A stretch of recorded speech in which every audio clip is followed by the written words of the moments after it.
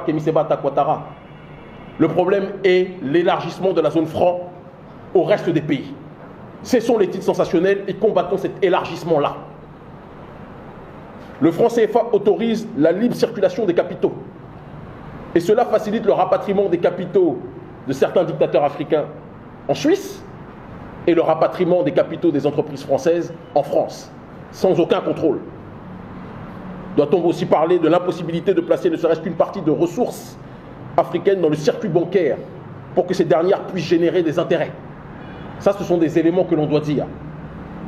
Donc, quand on nous dit que l'éco est une nouvelle monnaie, mais que le trésor français est toujours là, que l'arrimage à l'euro est toujours là, je tiens à dire que c'est une déclaration de guerre pour la jeunesse africaine et nous allons prendre, et quand je dis jeunesse, jeune ou moins jeune, homme ou femme, et je le dis avec froideur, nous allons prendre nos responsabilités. Et les chefs d'État qui seraient tentés de nous faire des menaces comme ça a été fait récemment, nous vous adjoignons, si vous n'avez pas le courage de faire ce qu'on fait, à nous laisser nous mobiliser contre l'impérialisme français. Et si vous choisissez l'impérialisme français plutôt que la jeunesse africaine saura s'en souvenir. Les présidents en Afrique ne sont pas éternels, même si certains records nous font croire que c'est le cas. C'est F. Paul Biya, qui a duré au pouvoir 37 ans, c'est mon âge aujourd'hui.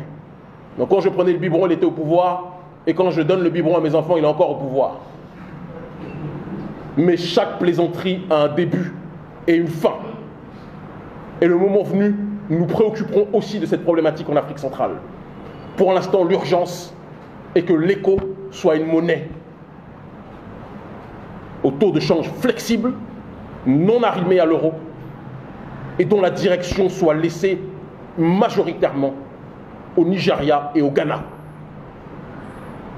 L'Afrique libre ou la mort, nous vaincrons. Ce que les élites ne font pas pour le peuple le fera lui-même. Donc mobilisation le 14 septembre, journée internationale dans tous les pays d'Afrique de l'Ouest, dans la diaspora, ceux qui le souhaiteront, et dans les pays anglophones, en dehors même de l'Afrique de l'Ouest, pour ceux qui le souhaiteront aussi. Merci infiniment.